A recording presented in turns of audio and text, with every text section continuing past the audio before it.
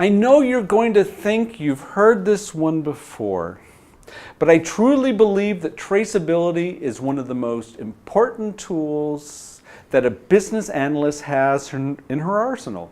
Consider the different ways that traceability can be used. How can this term be defined? The official definition of traceability refers to an artifact being dependent on another artifact. That also infers that there is an underlying impact that one artifact has to another.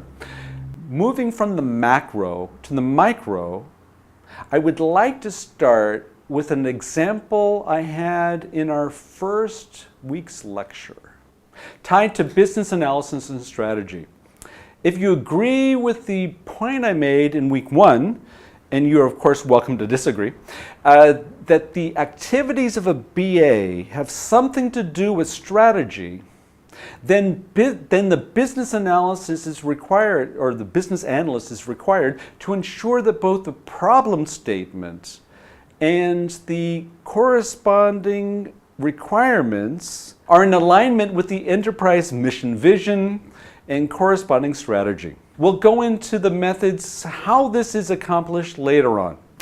There are 2 approaches to managing traceability. One is the top-down approach, where we ensure that the contents from the very beginning are consistent all the way through the entire chain. Following the contents of this course, we start with the problem and need. Define the need or problem. We define the scope of what we are able to accomplish.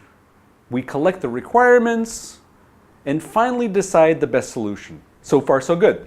Throughout this entire chain, we need to ensure that a certain alignment is reached.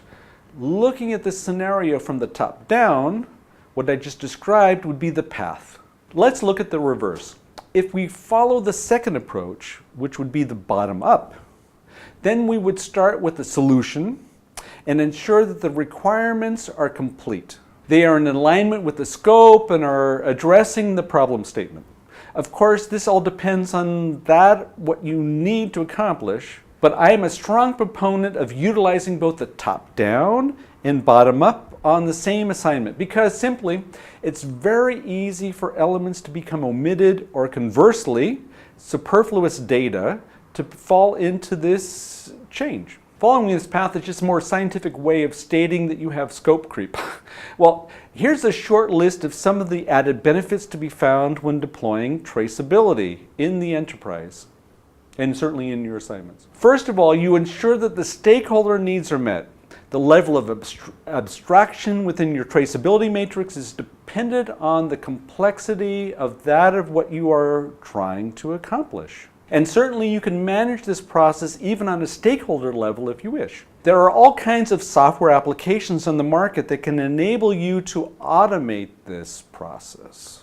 Traceability allows you as a business analyst to properly measure the impact of any possible change to any of the elements one can find within our BA path. Do you remember what I talked about in week 1?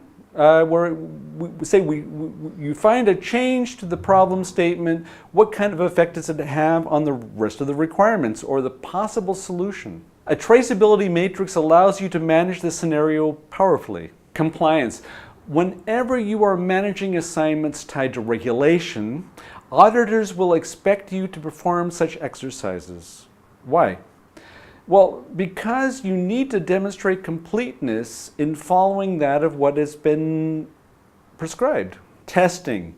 Traceability allows you as a BA to ensure that you have covered within your assignment all those elements that have been properly delivered. From this perspective, traceability acts as both a checklist and a feedback loop. Troubleshooting. We will look into this subject in more detail in week number 6 under quality management, but I tend to think you can see how traceability can be invaluable within this domain, and this list can go on. Think about how traceability can help you in performing your task today, and I look forward to seeing you in the next video lecture. Thank you.